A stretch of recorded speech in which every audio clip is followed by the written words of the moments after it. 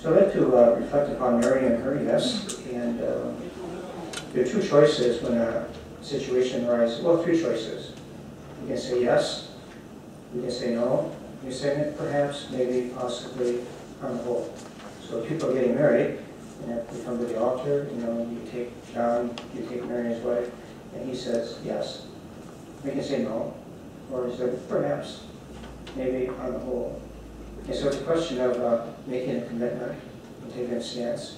And Mary, with the story of the Annunciation, didn't know what was happening to her, and she was afraid. But in that ignorance, in that fear, she said yes. Your will be done and not mine. And God's will for you and me is pretty simple and pretty clear. It comes from Micah chapter 6, verse 8. We are to act justly, to love tenderly, walk humbly with God. That's God's will. Cuts across the board for all of us. Mary's yes is also quite close to another one, and that would be Zacchaeus. Remember him? He was a tax collector from Jericho. And it's one of my favorite stories, so I'd like to read that for you this morning.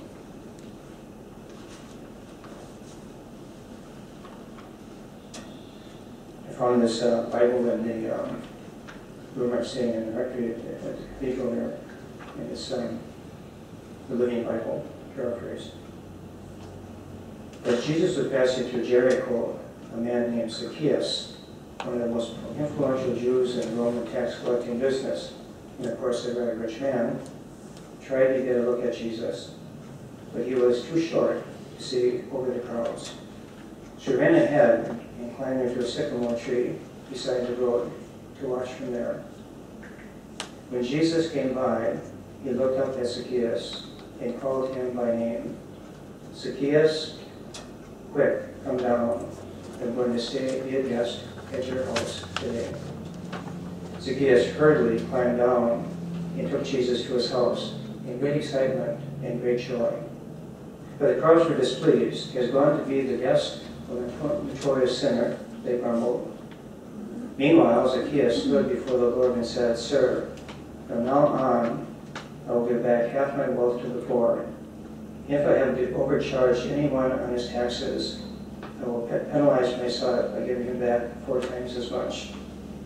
And Jesus told him, this shows that salvation has come to your house today.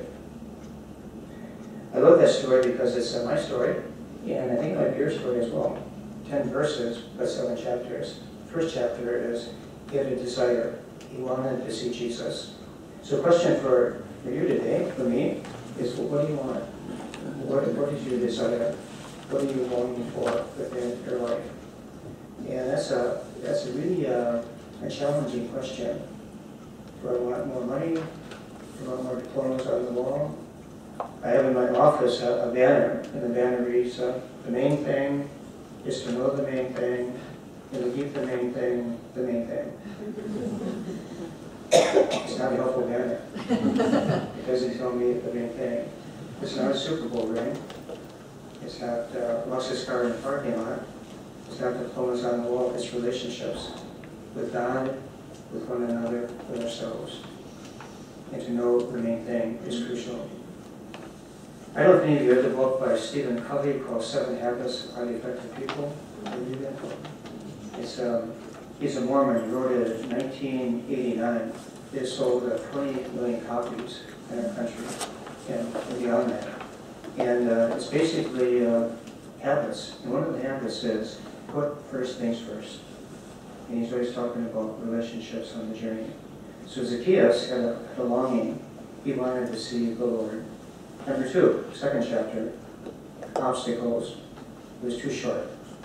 The crowds were too great, and there's too much going on in his life. He couldn't see the Lord. I can identify with that. It's short, and it's hard to see sometimes. He's psychologically short, and intellectually short as well. So the obstacles that block us from our heart's desires. Number 3, he made a decision, big time decision.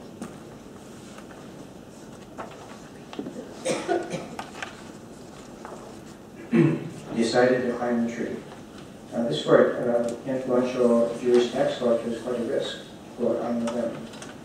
took a chance. He wanted to see the Lord. As soon as I know them, I'm looking, then the encounter happens. Jesus calls him by name, as Mary was called by name, Ave Maria. And he said, hurry down, because today, August 21st, 2014, I need to stay in your house. This isn't just a past story. This is about today. Today, I need to stay in your house. The problem with that is that when the Lord comes, he doesn't leave. It's a tough guest to get hold of. So he comes, he wants to be in our house. And so that urgency and the demand for response. Chapter 5, the desire, the obstacles, the decision, the encounter, the murmurings begin. If Jesus knew who this was, he would never invite her to his house. And Dr. Suzanne is always talking about Jesus as being inclusive. He's always going to the marginal, the sinners, to the prostitutes, the unacceptable people. And Jesus did that. And he knew who he was. And he says, come to my house. Chapter 7, in this great story. If by chance I defrauded anybody of anything, I'll do that 4 times. We call it conversion. It's a turning around. And all of us have unredeemed areas of our minds and hearts. I went to my cardiologist 3 weeks ago, and he said, you look pretty good, except there's in the northeast quadrant of your heart, there's some cold spots there. Whom don't you like? If you don't change, you have a heart attack, a moral heart attack. And so there's always unredeemed areas of our minds and of our hearts. So we're always in the process of conversion. This year will be in my 76th Lent.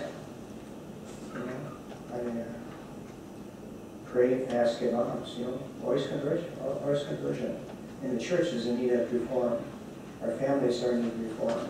Our personal lives are as well. We're always in the process of ongoing conversion. And that change is difficult. I've heard that the only person in the world that likes change, the only person is the wet baby. The rest of us don't like change. Babies love change. And then chapter 7. And this is what's really important. Today, August 21st, 2014, salvation has come, not to you, period, to your house. Our spirituality, our faith is always social. What happens today in your heart affects everybody you work with, your family system, the Melbourne community.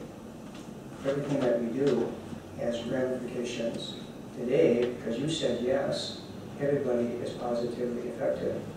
You have said no, everyone is negatively and diminished in some way. And so our faith life is so social, and yet we live in a culture of pretty much radical individualism. I have 17 nieces and nephews, and it's getting very expensive. Weddings and graduations.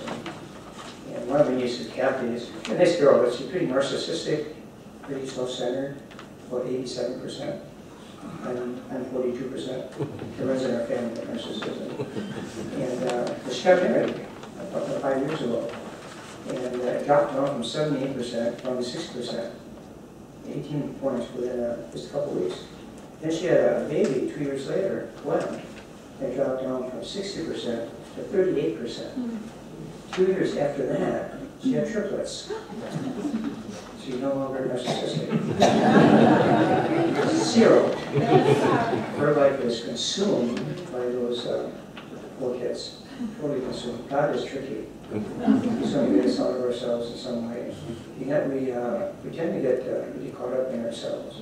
And so salvation has come to the house. So I like that story. I don't feel like we're not, but it's Luke chapter 19, verses 1 through 10. It's something I ponder often because that's my story. Right down the 7 chapters. Well, how about Mary?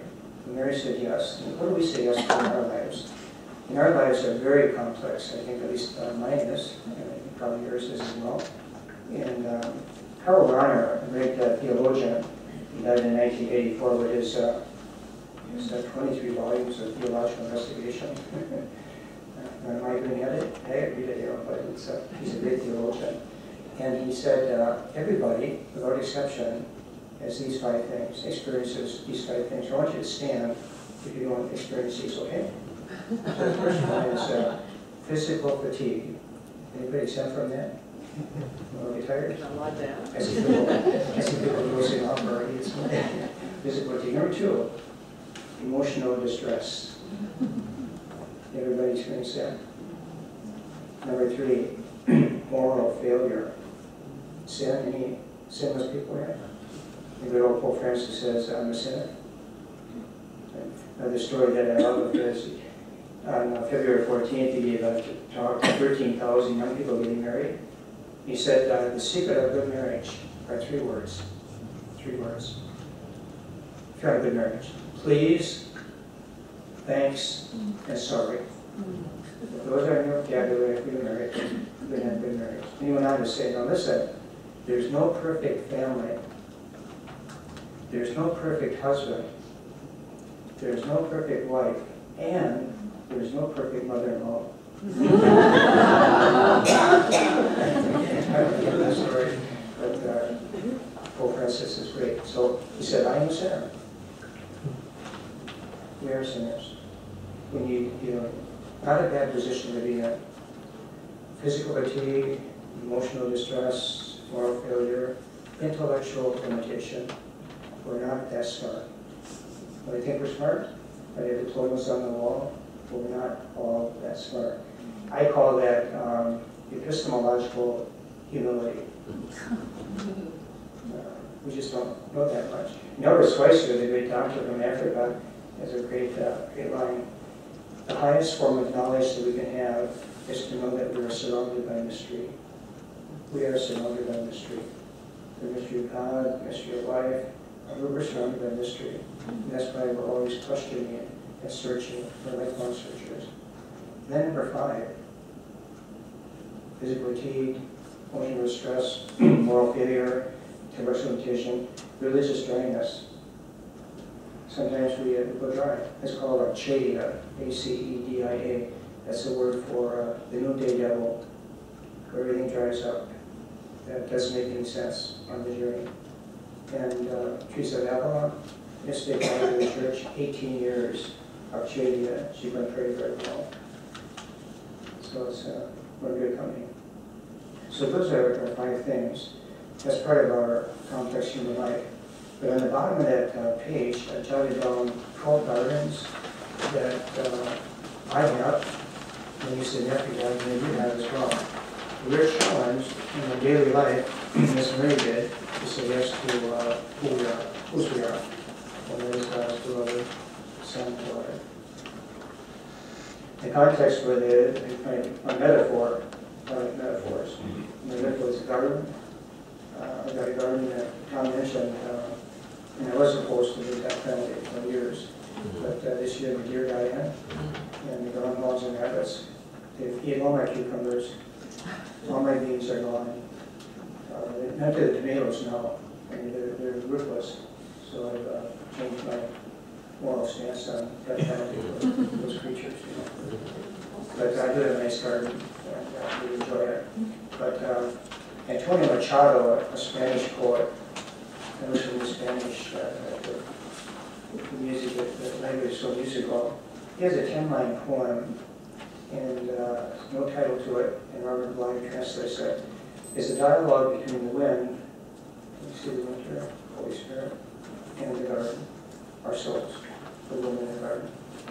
And it ends with a question that keeps me awake many, many nights. And so I don't get to think about it or recite it, but I'll take a chance. The wind, when going a day, called to my soul with an aroma of jasmine. In return for this jasmine odor, I call the odor of your roses. I have no roses. I have no flowers left in my garden. All are dead. Then I'll take the waters of the fountains, and the yellow leaves, and the dried petals. The wind left, I wept. I said to my soul, what have you done with the garden entrusted to you? The wind one brilliant day called to my soul with an aroma of jasmine. In return for this jasmine odor, I called the odor of your roses. I I have no roses, I have no flowers left in my garden, all are dead. Then I take the waters of the fountains and the yellow leaves and the red petals. The wind laughed, I wept. The wind laughed, I wept. I said to my soul, what have you done with the garden entrusted to you? My garden's 75 years old, 76 next month. 17 nieces and nephews, 5 siblings, 1,500 families at our parish, 4,000 people. ROBERT Morneau, what do you do with the garden entrusted to you? It's a stewardship question. It's an accountability question. It's a scary question. God has given us gardens to tend. So what are those gardens? Number one, what have you done? What are you doing with your physical garden, our bodies? We take good care of our godliness. I'm speaking about exercise, food, drink, tobacco, alcohol, sexuality. Have we said yes? Have I said yes in our physical garden and taking responsibility for that? That's foundational. Once that goes, the rest of the pyramid begins to collapse. And so we have a serious responsibility for physical care. Number two, we have a social garden, relationships. Molly, one of my nieces, when she was 8 years old, said, "But Mom, don't you love us anymore?" What do you mean, Molly? You don't come to see us much anymore. Do you love us or do you not? You told us once, but we forgot. And when you come, bring a gift. Everything in the eyes. Everything in the eyes. Do you love us or do you not? So our relationships, our siblings, our parents, our co-workers, all those relationships are so complex and so many. It's a hard garden to tend. We have to work at that. Number three, our intellectual garden. How are you doing there? In books you read and searching for the truth. The mind hungers for truth. Emily Dickinson is, tell all the truth but tell a slant. That's what she says. And the Least Upper says, marvelous truth, confront us at every turn, in every eyes, iron wall, egg, dark horse shadow, cloud of breath on the air. Dwell in our crowded hearts, our steaming bathrooms, kitchen full of things to be done, the ordinary streets. Thrust close thy smile, that we know you, terrible joy. Marvelous truth, confront us at every turn. So Davida is sharing the truth through Scripture, through our tradition, and our sacramental life. So we hunger for the truth. Number four, the fourth garden that we have to tend. Very what I was doing. The economic garden. Can I see your checkbook, please? That's a very personal question. Our budget, personal, parish, diocese, and archdiocese budget, that's a moral document. It tells us what's really important on the journey.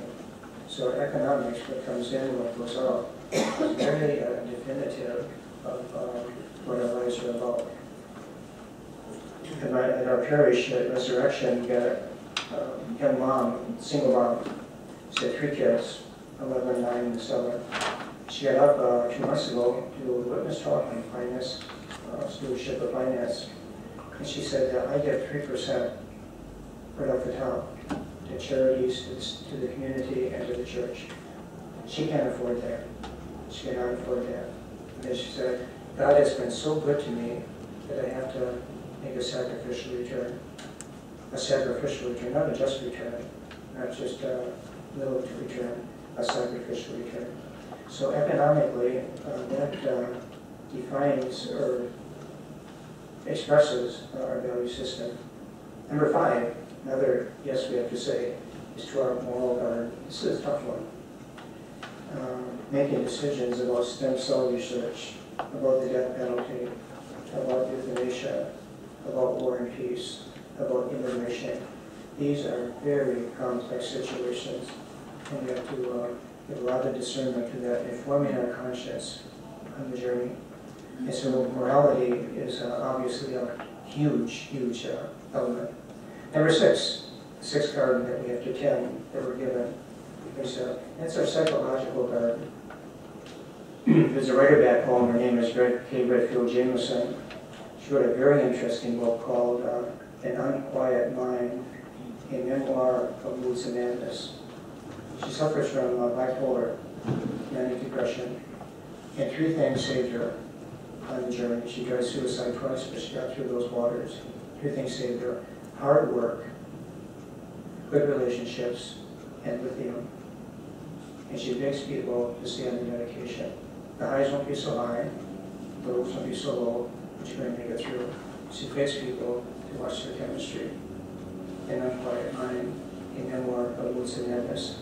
So in our lives, all kinds of emotions go through our hearts: anxiety, bitterness, grudges, resentment, anger, and how we deal with our psychological life. We have a prison about a mile from our parish. It's a correctional institution, 900 men, that's the max prison. And they have a restorative justice program. And what they do is they bring in two victims. And when I went to the couple I went to, the two victims were a woman whose husband was a policeman was shot and killed. The other person was raped twice, the other woman. It's in a circle. And for an hour and a half, each of the victims described what happened in their life because of those crimes. The prisoners, 33 in the circle, they never realized the extent of what their crimes did. They really affect not just the policeman was shot, the woman was raped, but what touched their families, their communities, right down the line. And they really began to sense that restorative justice. And the thing that the prisoners deal with a great deal is anger, tremendous anger. They have their family systems and the rest. And so one of the topics that is discussed frequently is the anger question, the anger management. I share with them a poem by George William Blake. It's called The Poison Tree. I was angry with my friend. I told my wrath did end. I was angry with my foe. I told it not, my wrath did go. So by naming and claiming, we can sometimes tame some of our emotions. So our psychological life. Number 7, seventh art, is a cultural life. And that is to tend to and say yes to the beauty within our life, to support our poets and our artists and our musicians. I was up in Shepperton yesterday, and young priest there, Father Rob, gave me 2 CDs. He's been ordained 2 years. He goes to the Los Angeles Congress, and performs over there. But here's music, and people say it's just beautiful. So I'm anxious to get home to listen to the CDs, because we have to support those people who are in the field. In our hometown of Green Bay, we have 3 shrines. One is Lambeau Field, a football field, Lambeau Field. The second one is a casino across from the airport. And the third shrine is the PAC, Performing Arts Center. I like that shrine. Good music, good musicals, good concerts there. Number 8, Nate garden. This is one that's very ambivalent. This is our garden of technology. And I got an iPad, I got an iPhone, not on Twitter or blogs, but the communication is just incredible, for good or for ill. And at home we did some studies in our country. 40% of teenagers, 14 through 17, are on pornography on a regular basis. They say Paul are alive today, you can TV and everything. You have a blog, you have Twitter, using technology for evangelization to get the word out. And St. Pope Francis is doing that very extensively in terms of his work. So our technology and how we deal with that. Then the last 4 gardens that we're given to say yes to is the garden of politics, the common good.